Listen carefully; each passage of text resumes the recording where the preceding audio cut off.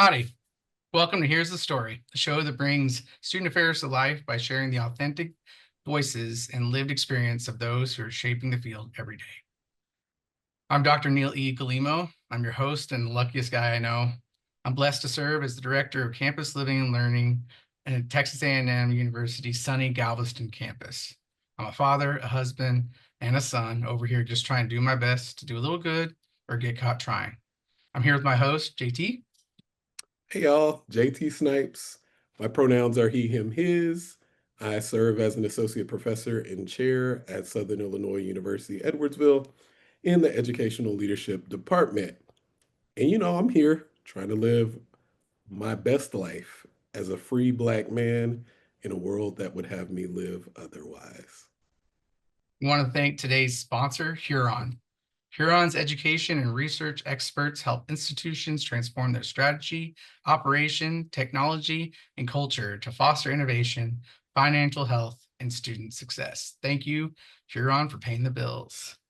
Now to the fun part. JT, I'm so excited that I get to introduce you to my friend, Dr. Shania Siren. And Yes, honestly, I'm excited yo, too. and Shania has one of the most student affairs stories that I've heard in a minute. Yeah, So Shania, let's rock. let's do it. My name is Shania Siren. I'm sorry, Dr. Shania. That's right. Come on, doctor, please say the doctor. No, I just finished my EDD at Oregon State, so I'm still getting used to hearing myself say it. But y'all can just call me Shania, she, her pronouns, and I'm the director of student support at Reed College. That's in Portland, Oregon. Yeah, this is a fun little story about the time that I took a women's club intramural soccer team and gave it a lot of D1 coaching energy um, at my tiny little private liberal arts college. So it was fall of 2021, and we were all just kind of reemerging from our caves of the pandemic. And I was out in Idaho with my dad. My grandma had just passed away, and I was on very much bereavement leave and got a phone call from our director of athletics.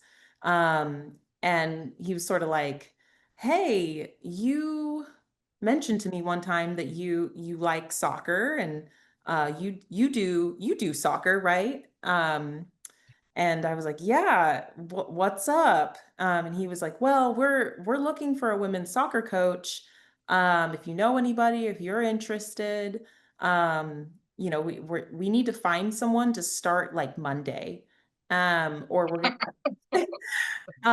And this was maybe like a Thursday or Friday. Tracks. And I'm out of the state on vacation. Like I'm not available. Um, but because I got that phone call, I answered because I was like, "Oh, if he's calling me, something's happening on campus." And he's like, if we can't find someone, we're gonna have to just cancel the women's team for this year." I had grown up playing soccer year round and had played for Oregon on their like kind of intramural teams as well at the University of Oregon. And very much like I wanted to coach, like it was already a yes for me in my mind. But once he said that like they were gonna have to cancel the women's team if they couldn't find someone, I was like, well, now I have to coach. Um, did not ask my boss if that was something I was allowed to do. Basically taking on a second job. Did not consult with anyone, and it was just like, "Yep, I'll be there Monday." Um, don't know what I'm signing up for. But um, it ended up being like probably one of my favorite school years at Reed. I've been at the college for about 7 years now, and that was a really cool time to be there as we were all kind of coming back to being in person. Um, and I had been working in the Career Services Center for a long time, so I'd got to know students in one capacity, like looking for jobs and internships. But this was a whole different side of students that I got to see.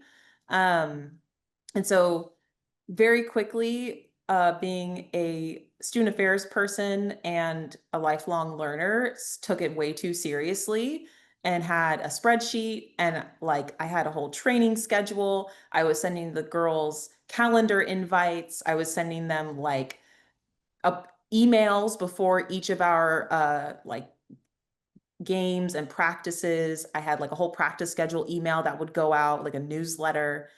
Um, Went really full tilt really quickly.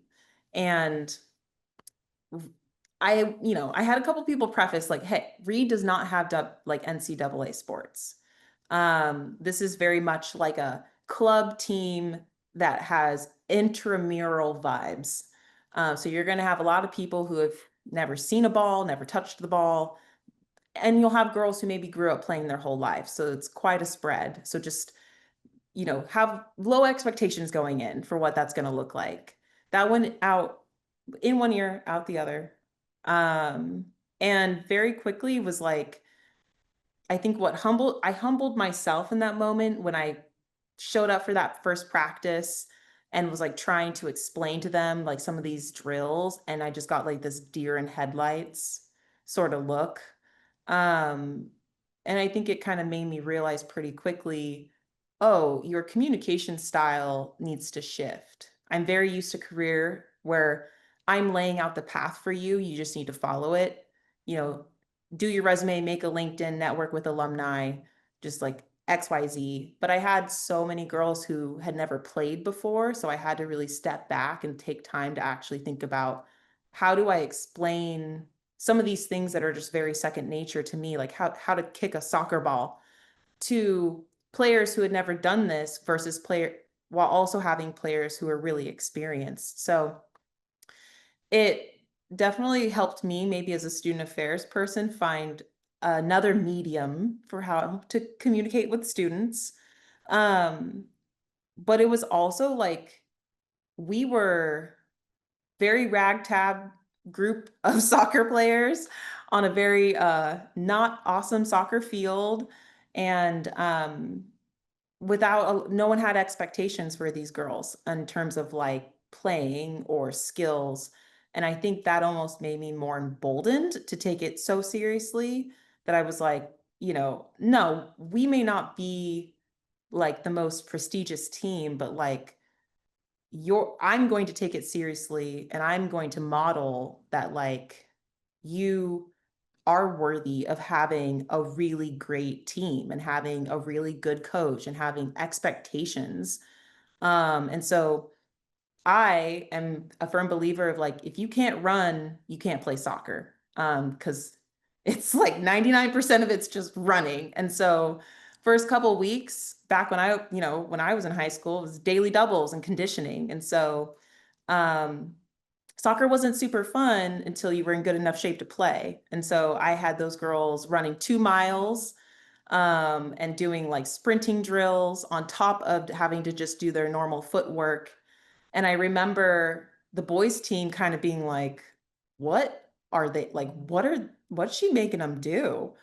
Um, and we would scrimmage the boys team, and they're of course, and like they're like trying to juke the girls and like use fancy footwork, and the girls are kind of like getting frustrated, and I'm like, hey, like, you got hips, like you just got like plant down, and like you can use your bodies, like that's women's soccer is really physical. And like, don't let those boys think that they can juke you, like you got to get in their minds a little bit. And so we started shifting to drills that were like very physical, very defensive, trying to kind of like get them more confident in those skills.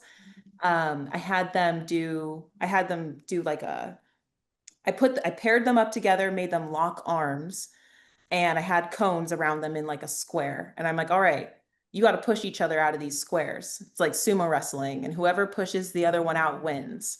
Um, and we really shifted to like getting the team to feel really confident with like body contact. And I'm like, you may not win these games, but don't make it easy for these other teams to beat you.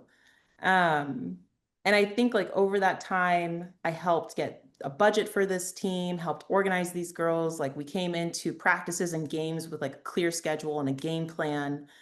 And I think by the time I was done coaching that year, at the end of the season, we played University of Oregon, my alma mater, and their women's club team, like those girls could all be D1, D2. Like they're very good, and we probably were not going to win.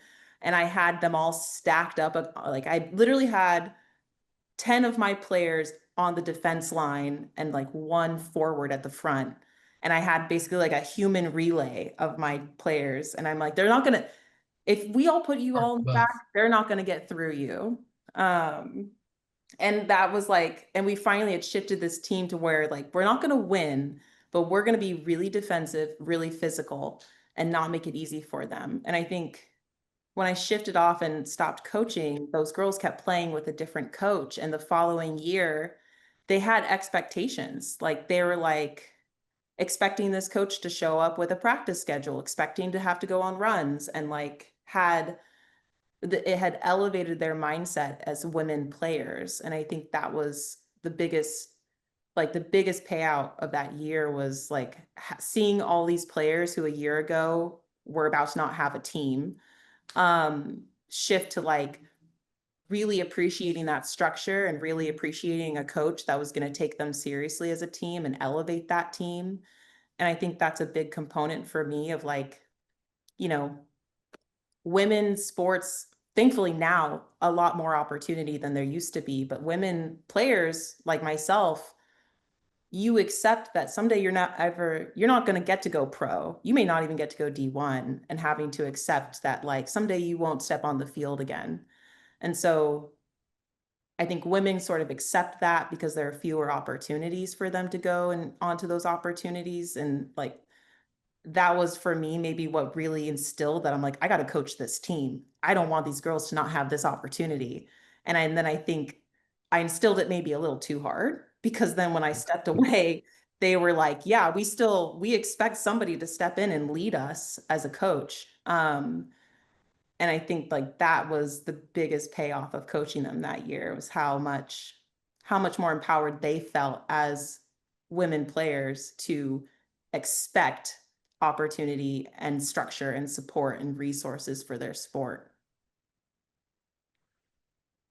All right. Thank you. Yeah. You got me Bad all news fired bears. up. I'm like, This is it's giving bad news bears. it was a Big little time. bad news bears. I feel Yeah. like I said, I maybe cussed a little too much as a coach. Um, especially like when they were playing games, I was like screaming like across the soccer field at them. But yeah, again, I probably took it a little too seriously. So tell me about the team. Like you talked about, I'm picturing, a sand lot and, a half deflated soccer ball and stuff like this. Like, you talked about them being diverse. Like, talk to me a little bit more about that. Yeah. So it kind of was a little bit Sandlot-ish. We had soccer balls. But I had some girls that like didn't have cleats or shin guards. We did not have like matching uniforms. Um, and so that I think being in student affairs, working for the college helped me as a coach know how to find the money and the resources and who to ask for and how to negotiate for these things. So we were able to get the women and the men's team. It was like a needs-based fund of like, if you need cleats or shorts or socks, like all these things, Oh, we were able to get them resourced for those things. Um, and I think like that's, it's a like look good, feel good kind of thing. Like I think a big part of me, maybe it's my own vanity, was like, I want them to match like a like a everyday team would. Like, I don't want that to be a reason that these girls show up at these big schools with beautiful facilities and feel out of place. Um, but then on top of that, it's also like, if you're going to get these resources, then you got to show up and put the work in. Um, and so I had a team of like, I had women who had played their whole life, who had traveled, who could have gone to a D2 school and played, but chose to come to this school that didn't have NCAA athletics. And so, um, And Reed is a hyper academic school. So I had these girls who were like amazing at soccer and very intelligent, and they just chose to come to this school. And so I think a lot of players who didn't think they would get to play competitively again as adults, who were like living through this opportunity. And then I had some students who had just never played before, and they were just kind of doing this as a PE class, just for fun, and didn't realize that what they were stepping into maybe when they signed up. Never played before at all. Never played before. And so that was why I had them do the sumo wrestling drill, because I growing up playing, I was like, they won't touch each other. It's like they're magnets. Like they won't, like they'll go for the ball, but they won't actually like truly go for the ball, because they didn't want to come into contact. And if you haven't grown up playing contact sports, maybe you don't really know how to use your body to do that safely.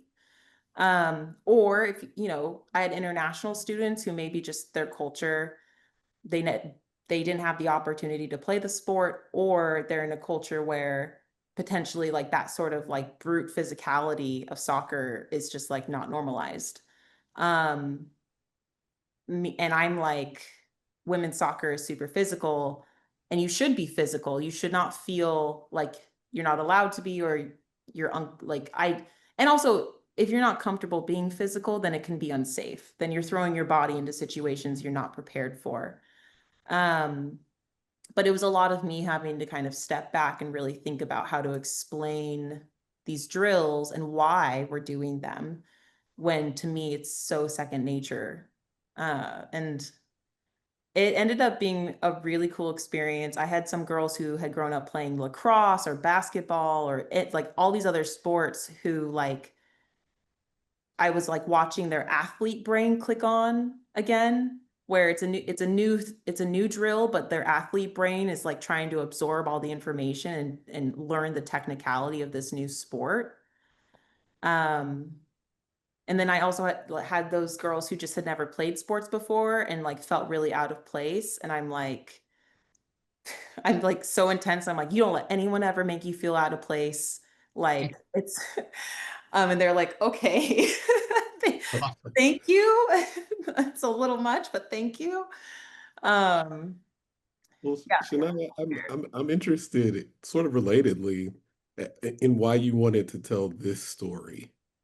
Mm, I think when I was trying to think about like the story that brought me the most joy, it was not just like this coaching this team, but the like experience of coaching students that having been a full-time staff member at Reed College.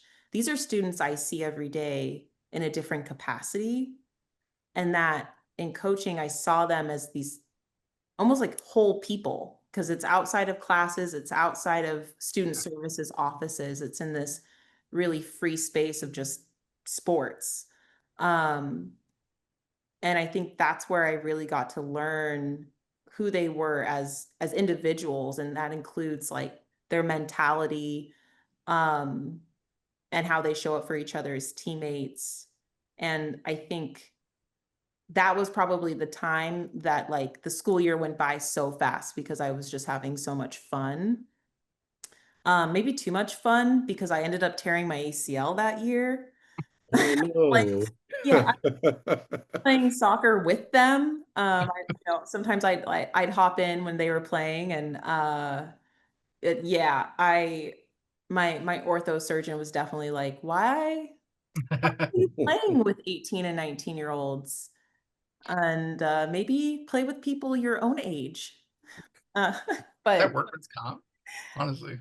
I mean, I don't regret it either. I mean, I'm like, yeah, tearing your ACL hurts and surgery's not fun, but like I don't regret getting to play soccer with them and uh form those relationships with those students over the course of that time. These are students that still will text me when they get a new job, or like need my help figuring out how to negotiate for a salary. I had one of my players after the season was over email me, and she's like, thank you so much for making us run. I just had to run through the Denver airport with all of my luggage. I made it and I was so sweaty, but she's like, I was thinking the whole time about how you used to make us run sprints. But how many coaches get thanked for conditioning? Wow. Um, yeah, I think Well, that was the peak for me so far of student affairs.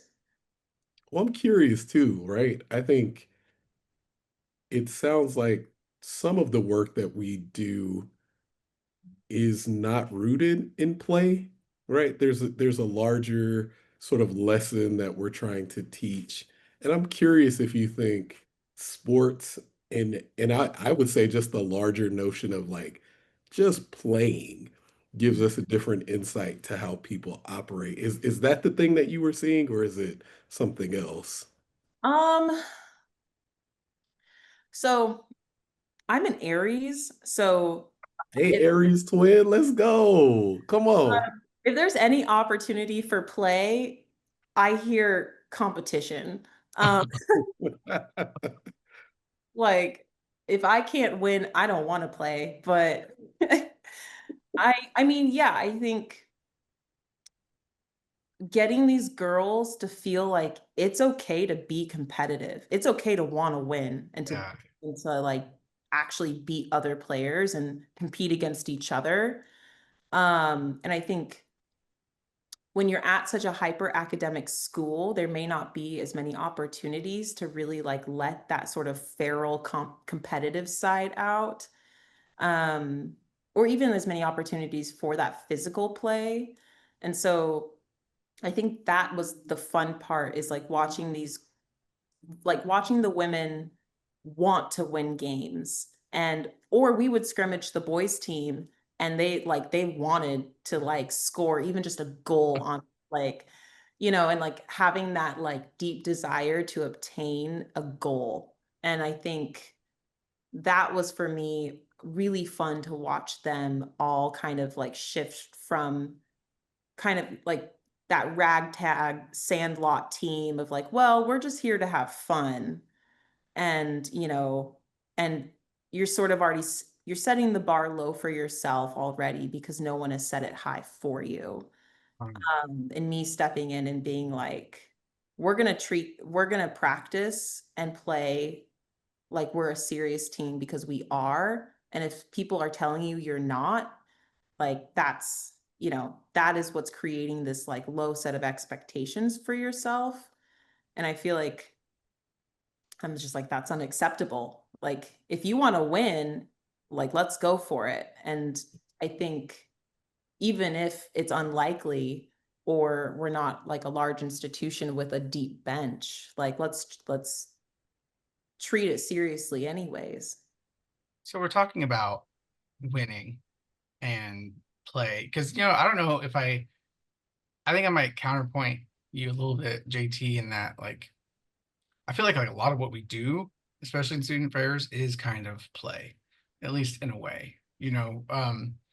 Like your skills that you get from leading or being, the president, vice president of your club, that's all in a way, that's practicing here so you could be good here.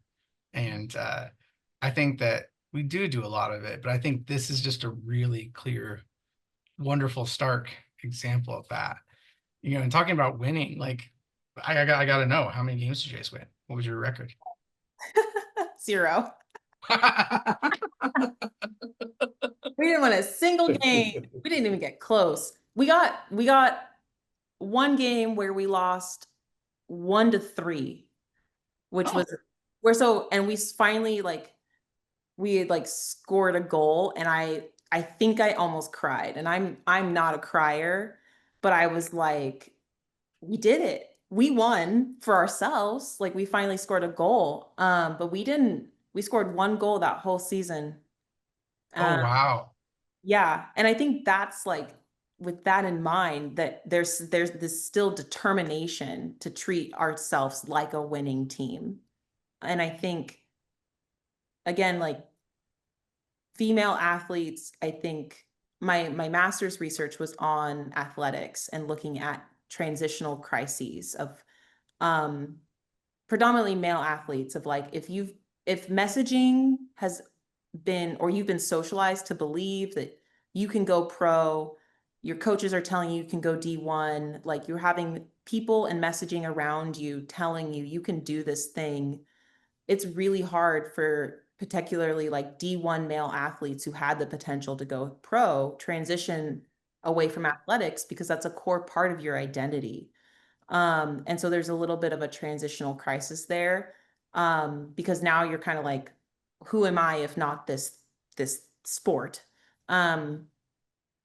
Whereas women, like female athletes, don't tend to have as higher of a likelihood of that transitional crisis, because the fewer messaging, fewer opportunities. A lot of female athletes accept that like one day I'll stop playing this sport and I'll go on and do something else. And so I think it's tough for me, because I'm like, I don't want these women to discount themselves because of the like the social system that's already kind of operating against them as women athletes. Um, Although I'm like pretty sure we're not gonna win. Like, let's at least, I want to instill this value in you that like you can be unabashed and belligerently confident, and like, and probably maybe still not win, but like practice and train and treat yourself as though you could. And that's, this lifelong skill that like I want them to take out into the world as well. So I want to say this quiet part out loud because I think it just bears saying. So you got all of these women to come up and to stick with it, running, you know, like practically, abusing them with extra running and everything, and they stuck Allegedly, through allegedly. the year and they scored one goal Yeah. and like they still stuck with it. I Yeah. think that's saying a lot right there. I mean, because they don't have to do this. It's club. They're not getting a grade. They probably had to pay a little bit to participate. So They got a like, PE credit, a couple okay, PE. okay, well still, Yeah. okay, to stay and do this. And so like, how do you know that they got better? Like how did you keep them Yeah. engaged? So I think like it kind of goes back to like, I treated them like they were a winning team, and I treated them like they were, an organized college sport team. So I'm like, I had expectations, like, I'm emailing you the practice schedule. Don't show up as if you didn't read my email. Like, I expect you to read it and show up knowing what we're going to do that day. I expect you to help me set up and take down, like, put the cones away, go get the balls. We don't walk onto the field, we jog onto it. Like, I'm all these things that were instilled in me as an athlete growing up, where like you don't realize it until you're adult, or maybe when you're in this position where you're having to teach other people that like you're treating yourself and your team with respect. um but that also is like, in return, we're like, I'm scheduling the buses and the transportation. I'm getting the per diem to feed them lunch after games. I'm like, I'm getting the ball bag and the things so they can just show up and get on the bus. I'm helping make sure we have a driver, so the girls have like a driver to and from games. Like, I'm treating them with a level of, you know, merit, because I want them to see themselves as a team that's worth having, those like little things that make you feel like an organized team. And I think that's honestly like what maybe help them form bonds, but also help them stick through it, is because they felt like this is something special. Like, I'm proud to be on this team. I'm proud to like have this relationship, and I'm being treated with the level of like dignity and respect that I think that's really what kept them. And like, as you can see, like that was really important to me. I'm like, yes, you should feel a level of pride and dignity and respect when you're playing sports. And it doesn't matter if it's this low level club team. It doesn't matter if we're losing. We're still going to pretend like we're this amazing D1 team. Um, and I think that helped instill like that sense of persistence in them to want to keep showing up. and playing along with my intense craziness. I would do things like I would email them right before practice because I just want to see who's checking my emails. I'd email them like an hour or two before practice and tell them, uh, bring your tennis shoes, no context. And they knew what it was gonna be. We're running. We're gonna go for a run today. Um, and like they would do it. Like they would respond to the call to action. And I think like I don't know if that was just lightning in a bottle that 1 year, but I think when I stepped down the following year, like they expected the same thing from the next coach. They're kind of like, we want practice schedule. We want, like we want these extra things because we now see ourselves as this, this elite team. And so maybe I just created 12 monsters. But it Isn't that was, what we're trying to do, though? And that's exactly what we're trying to do. yeah, but hopefully in their future careers and in their lives, they'll continue to have that level of expectation around like that sense of like worth and dignity and pride in their work. Um, and yeah, I have no regrets.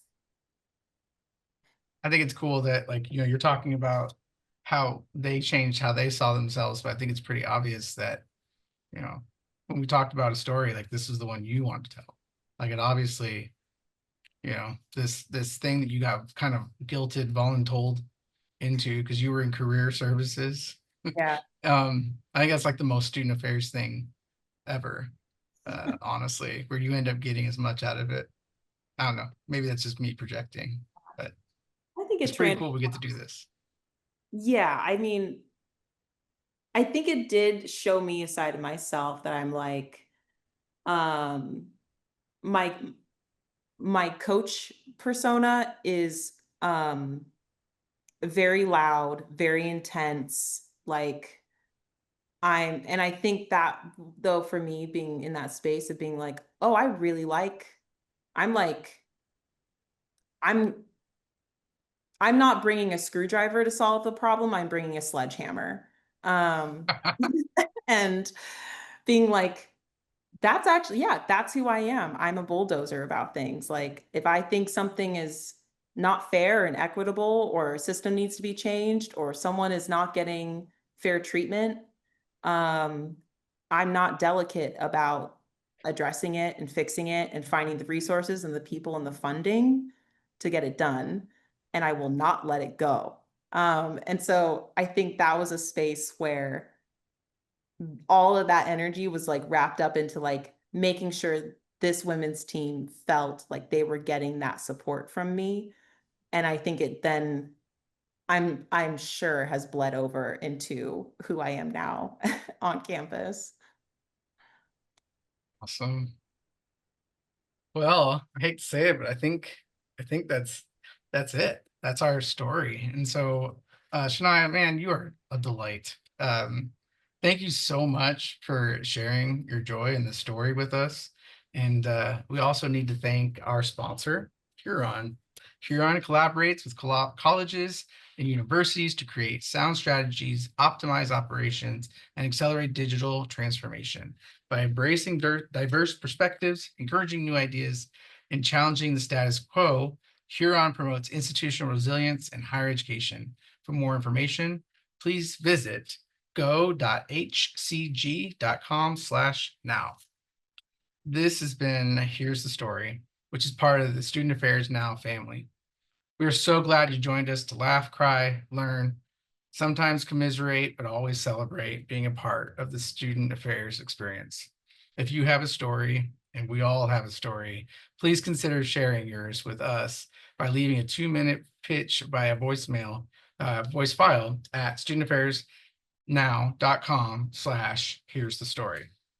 Every story is welcome and every earnest perspective is worthy. And even if you don't feel like sharing yours, you can always find ours and others at studentaffairsnow.com. You can go find us on YouTube or anywhere you listen to podcasts. This episode has been edited by Nat Ambrosi. Nat, thank you for making us look good and sound better than we have any business sounding. And everybody, We hope this fed your flame a little bit because your light matters. Keep using it to make the world a brighter place. Until next time, this has been Here's the Story. I'm Neil Galimo. I'm JT Snipes. I'm Shania Siren. Thank you, everybody. Peace.